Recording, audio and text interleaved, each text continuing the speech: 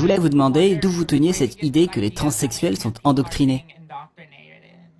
D'accord, tu dis que tu es transsexuel ou transgenre. Et dis-moi, est-ce qu'il y a une différence entre les deux? Oh la vache, d'accord, eh ben, certaines personnes disent qu'il y a une différence. Pour moi, il n'y en a pas. Donc c'est comme tu veux. D'accord, alors, quels sont tes chromosomes, XX ou XY? Waouh, c'est vraiment une question bizarre, mais... Non, pas vraiment. XY. Pour être intersexe, en fait.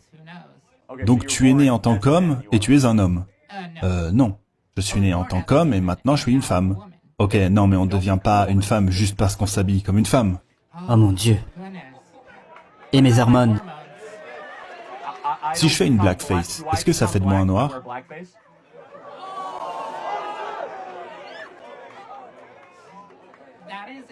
C'est une comparaison très osée. Mais les hormones en elles-mêmes, vous pouvez les modifier activement en prenant un traitement. Attends, mais... Et en prenant du HRT, tu peux arrêter le suppresseur T. Mais les gens sont plus que des hormones. Il y a des hommes qui ont un taux de testostérone très faible, par exemple. On les appelle d'ailleurs les supporters de Kamala Harris. Et il peut y avoir des femmes avec un taux de testostérone élevé. La testostérone, les œstrogènes et l'endocrinologie ne se résument donc pas à ce que vous êtes en tant qu'homme ou en tant que femme. Il y a la taille du cerveau, la façon dont vous traitez l'information, la densité osseuse, la masse musculaire. Chacune de vos cellules est codée XX ou XY. Laisse-moi te poser une question. Si je porte un déguisement ou un costume, est-ce que je deviens cette chose? Par exemple, si je m'habille avec un sombrero et que je commence à parler avec un accent mexicain, est-ce que je deviens de cette culture? Non, parce que c'est une autre race. D'accord, mais attends, en quoi est-ce que c'est différent? Tu me dis que si tu t'habilles d'une certaine façon et que tu te présentes d'une certaine façon, tu peux être ce que tu penses être. Alors pourquoi je pourrais pas choisir la culture à laquelle j'appartiens? Parce qu'on est dans une culture, on est avec. Mais tu es né en tant qu'homme. Mais toi, tu es né homme. D'accord, de toute façon, il y a beaucoup de choses collectivement dans une culture qui ont été construites au fil du temps, mais pas autant que, vous savez, homme ou femme. Ok, je crois que je comprends. Mais alors, qu'est-ce qu'une femme? Une femme, c'est ce que vous voulez être. Donc tout le monde peut être une femme? Oui. Est-ce que tu as tes règles?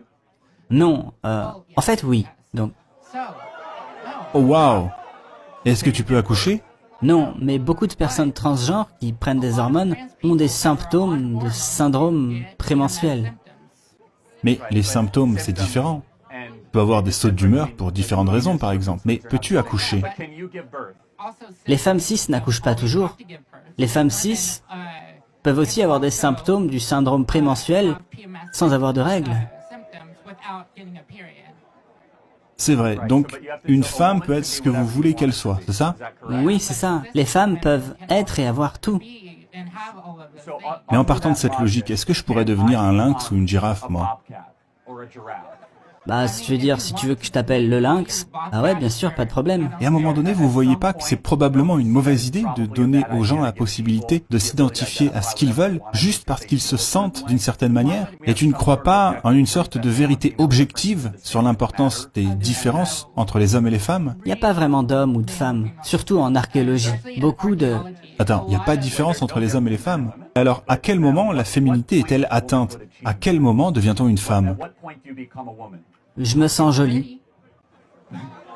Oui, je peux me regarder dans la glace et pas avoir envie de me tuer. Alors, attends. Là, on arrive à quelque chose. Est-ce qu'il serait possible que tu aies d'autres problèmes de santé mentale sous-jacents et que tu attribuerais au transgenrisme et que donc tu ne traites pas ces problèmes? Non, je suis traité pour d'autres maladies mentales, mais ça n'a aucun rapport. Est-ce qu'elles sont sans rapport ou bien est-ce que le transgenrisme est un symptôme d'autres problèmes sous-jacents pour lesquels, j'espère, tu seras traité comme la dépression, la schizophrénie, l'anxiété ou les tendances bipolaires? Non, je ne souffre d'aucun de ces problèmes. Ah vraiment? Mais tu as dit que tu souffrais d'autres troubles. Non, mais rien de tout ça. Ah non. Non, j'ai aucun problème de ce genre-là. Ah non. Non, je suis juste cool. Et permets-moi de te poser une dernière question. Est-ce que tu penses qu'il est normal qu'un enfant de 14 ans puisse bénéficier de soins visant à affirmer son genre? Un jeune de 14 ans peut recevoir des bloqueurs d'hormones. C'est tout ce qu'il peut obtenir, et c'est complètement irréversible. Je pense que tu voulais dire réversible, et je ne pense pas que ce soit le cas. Quand vous commencez à prendre des bloqueurs d'hormones, vos hormones naturelles viennent... La puberté n'est pas une chaîne de montage où il suffit d'appuyer sur un bouton pour qu'elle s'arrête. Deuxièmement, Nous coupons les seins des gamines ici, dans l'État du Texas, illégalement. C'est pas vrai. Si, c'est vrai. Un lanceur d'alerte, le docteur Ethan Haim, s'est manifesté à Houston. Et ce docteur Ethan Haim a déclaré qu'à Houston, au Texas, nous sommes en train de couper la poitrine des gamines et c'est quelque chose d'irréversible. Et ça se produit également à Los Angeles, San Francisco, Seattle, Portland. C'est donc une réalité. Est-ce que tu penses qu'il devrait être illégal de dire que les enfants ne devraient pas être en mesure de s'infliger des dommages irréversibles? Disons qu'un tas d'enfants arrivent à affirmer leur genre. Des milliers d'enfants chaque mois. Ok, admettons, mais tout ça, c'est une décision entre l'enfant, le parent et le médecin. Ça n'a rien à voir avec vous. Pourquoi est-ce que vous auriez autant votre mot à dire? Les enfants devraient pouvoir se faire tatouer? Bah oui, bien sûr. D'accord. Et les enfants devraient-ils pouvoir posséder des AR-15? Non. Pourquoi? Parce que c'est dangereux. Enfin, ça peut l'être. Ok, donc les AR-15 sont nocifs, mais se couper les seins ou se castrer, ce sont des soins d'affirmation du genre. C'est bien ça. Je veux dire, étant donné que vous êtes sous anesthésie... Mais on parle de gamins de 15 ans. La puberté, c'est pas le problème. La puberté, c'est la solution au problème des transgenres. Parce que presque toutes les jeunes filles et tous les jeunes hommes éprouvent une certaine anxiété à propos de ce qu'ils ressentent à l'âge de 12, 13, 14 ou 15 ans. Et peut-être qu'au lieu de leur dire qu'ils pourraient être quelqu'un d'autre, dans un autre corps, on devrait leur permettre de continuer à grandir et à se développer dans le corps que Dieu leur a donné et dire que la puberté résoudra en fait le problème. D'accord ou non? Et je voudrais terminer par ceci. J'ai beaucoup de compassion pour toi, parce que tu t'engages dans un voyage, il ne te mènera jamais à destination. Mais j'y suis là, je suis arrivé à destination. Ah, tu es arrivé à destination? Oui, je me sens bien. Ok, ben... Ouais, c'est tout.